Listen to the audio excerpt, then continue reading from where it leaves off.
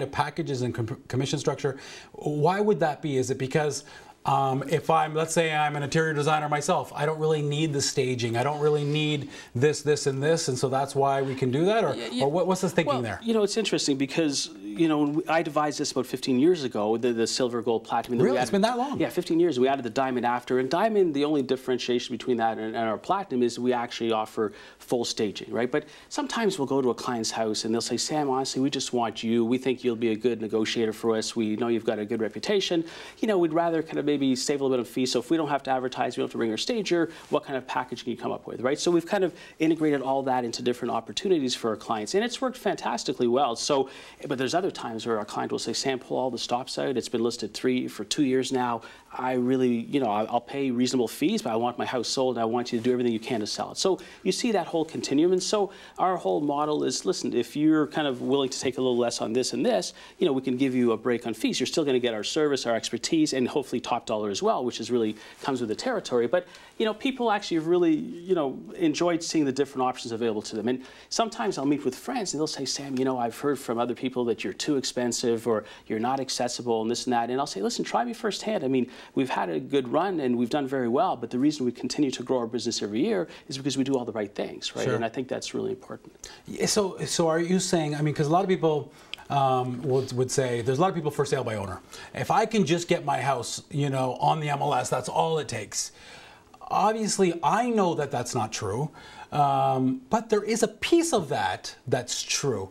The greatest exposure would be the MLS because we're exposing it to 35,000 realtors who hopefully have the buyers. I guess the good thing about a team approach is, you know, there's going to be a lot of in-house selling and buying, which is good because then it gets exposed to you guys. So that's something that just came to my mind right now. But usually it's 2 agents to a deal. The MLS is important. So how much more is the newspaper, the ads, the open houses, all that kind of stuff? What percentage of that adds to the exposure of selling?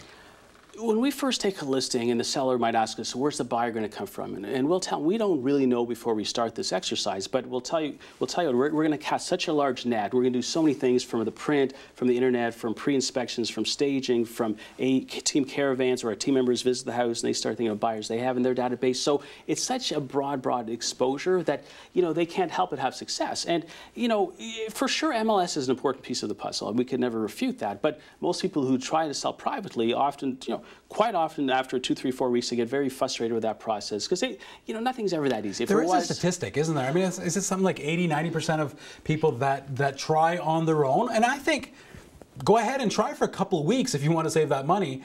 Although even if you sell it, you never know. You could have lost some money, but you can never stop somebody from, you know, from trying. But I think that it's 80–90% of people, there was a statistic, that actually end up with a realtor anyways because of that exposure factor.